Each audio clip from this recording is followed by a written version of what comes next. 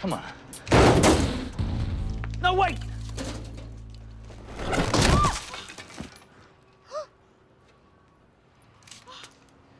Now, come on. Let's face it, we most likely won't be getting any official Grand Theft Auto content on the big screen anytime soon, with its several dozens of hours of story being a struggle to condense down even for a TV show, never mind the amount of car chases, shootout and torture scenes that would just drain the budget. But what if I told you there was already an unofficial GTA film already created 2 decades ago, one with Jason fucking Statham as the main character? Asshole.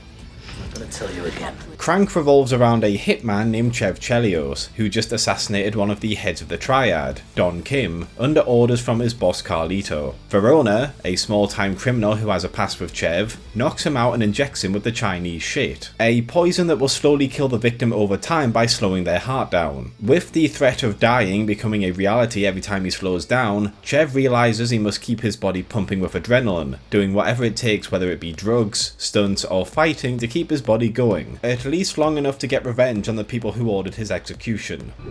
I think I know what I have to do. A man's gotta do what a man's gotta do. What's it you gotta do? I'm gonna kick some black ass. What?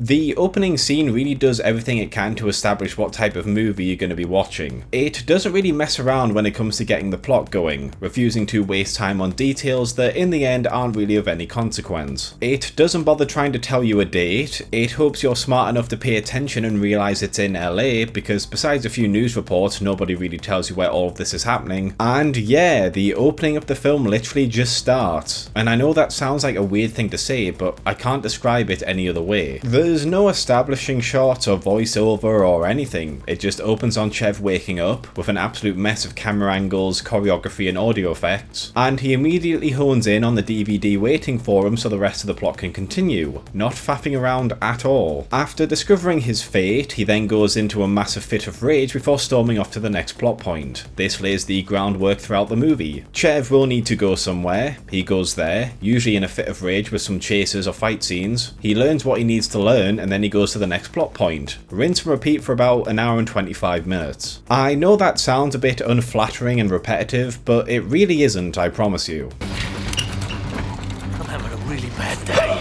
There are also moments when things slow down and we're not treated to constant action scenes, but as mentioned, this is deadly for Chev because he needs that constant adrenaline to stay alive. So he'll just do random shit, like aggressively stomping and dancing in the back of a taxi, or using a waffle iron to cause tremendous pain to himself to get his heart pumping again. Juice me. Clear? This desire to keep his heartbeat up and the drug-fueled, adrenaline-pumping, quick action-requiring pace it goes at means there's also times when Chev will just forget stuff that he just heard or did. At one point, his doctor friend tells him to get some epinephrine, a type of artificial adrenaline hormone that will keep his heart up without needing to do all this crazy shit. However, because his mind is so preoccupied with also trying to track down his would-be killers, he forgets what the drug is called, and when the hospital tells him the correct name and he decides to steal some, he forgets how much he's supposed to take, leading him to almost overdosing on it. We also have a scene where he robs a convenience store of all of their energy drinks, so he has a constant supply of sugar, and then when the police chase him, he doesn't try and double back to get them, he just leaves a bag full of stolen goods he spent a few minutes stealing because his mind is just so preoccupied. Did you get that? Did you get that, Chevy?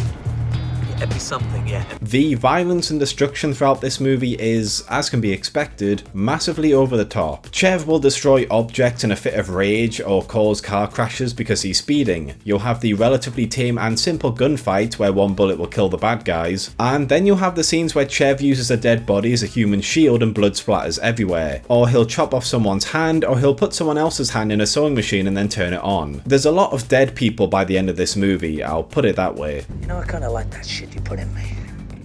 You can give me some more? As you can tell, the comedy in this movie is mostly incredibly dark. I already mentioned using a sewing machine on someone to fight them is a horrific yet humorous way to eliminate someone. At one point, Chev needs to kill another person, so he just casually goes up to the hand he just dismembered and uses the other person's fingers to pull the trigger. And this movie came out only a few years after 9/11, so at one point the taxi driver that's been driving him around, a Middle Eastern man, decides he's had enough of Chev and refuses to take him anymore. Chev then pushes pushes him to the floor, shouting, Al-Qaeda! with a whole bunch of random US citizens coming over and beating the shit out of the poor dude while Chev drives off. To be fair, there's also some humour that's just incredibly immature and stupid. At one point, Chev tries to pretend to be a hospital patient, which doesn't work because the police already know what he looks like. So after he steals the epinephrine and overdoses on it, we just get a few minutes of Jason Statham running around with his ass out and a massive boner bouncing off his legs. That's right, we're tight.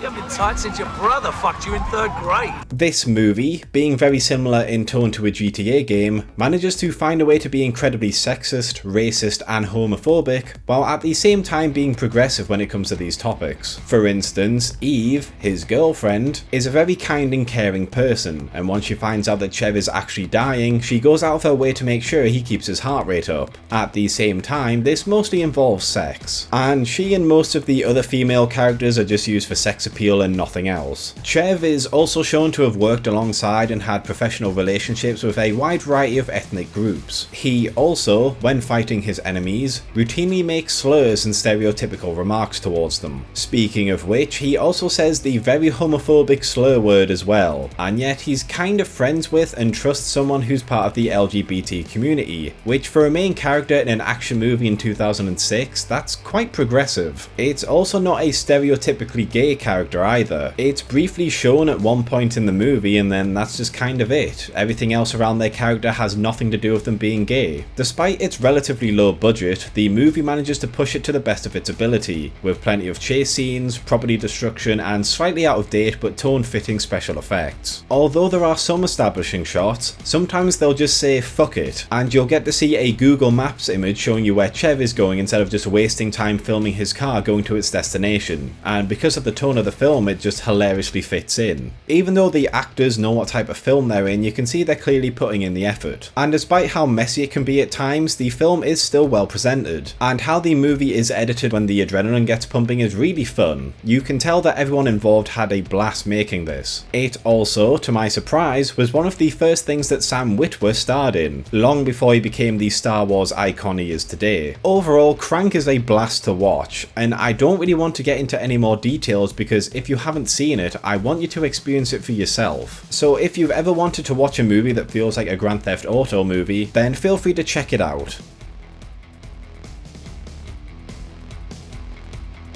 Thanks for watching, lads and lasses. If you enjoyed this video, please consider liking, subscribing and checking out some of my other videos. Sharing always helps, and if you're feeling really generous, please consider my Patreon or YouTube membership. But most of all, I just hope you had a great day, and hopefully I will see you in the next video.